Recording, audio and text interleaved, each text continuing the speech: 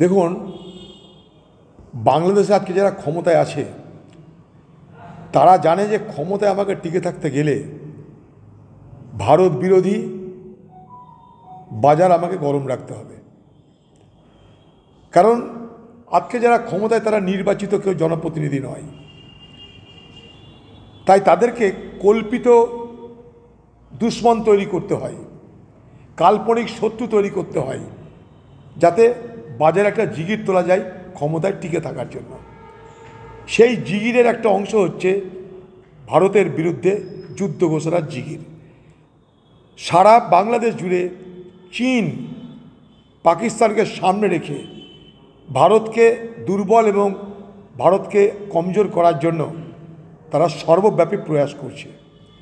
চীনের একটা পলিসি আছে, স্ট্রিং অফ পার্লস, অর্থাৎ ভারতবর্ষকে ঘেরাও করো।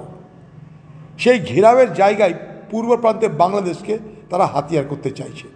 বাংলাদেশে যেহেতু নির্বাচিত সরকার নেই, বাংলাদেশে যেহেতু একটা অরাজক পরিস্থিতি চলছে, বাংলাদেশে যেহেতু সন্ত্রাসবাদীদের কার্যকলাপ বাড়ছে, বাংলাদেশে যেহেতু সাম্প্রদায়িক শক্তির কার্যকলাপ বাড়ছে, তত ক্ষমতায় টিকে যে আছে সেই মোহাম্মদ ইউনূস, তিনি ক্ষমতায় টিকে থাকার জন্য তার কাল্পনিক শত্রু তৈরি করে আগামী দিনে প্রমাণ করবে যে ইউনূস থাকতেই হবে ক্ষমতায়, নাহলে আমাদের দেশ দুর্বল হয়ে যাবে। অর্থাৎ আগামী দিনে মনে করুন আজকে বিএনপি, আজকে অন্যান্য দল, জামাত বা যারা যারা আছে, আওয়ামী লীগ যারা ভোটের দাবি করছে, জামাত তো করছে না, বিএনপি বা অন্য গণতান্ত্রিক দল, আওয়ামী লীগ যারা ভোটের দাবি করছে, সেই নির্বাচন যাতে বাংলাদেশে আর না হয় তার জন্যেই ভারতবর্ষকে কল্পিত শত্রু বানিয়ে টার্গেট করে বাংলাদেশে আজকে সরকার ক্ষমতায় থাকতে চাইছে। এটাকে বলা হয় ইংরেজি ভাষায় রিজন ডেটা। অর্থাৎ আজকে সরকার যারা ক্ষমতা আছে তাদের থাকার পিছনে কারণটা এইটাই দেখাবে যে ভারতবর্ষে তারা বিরোধিতা করতে পারে, তারা ভারতবর্ষকে দুর্বল করতে পারে, পিছনে চীনের সম্পূর্ণ মদত।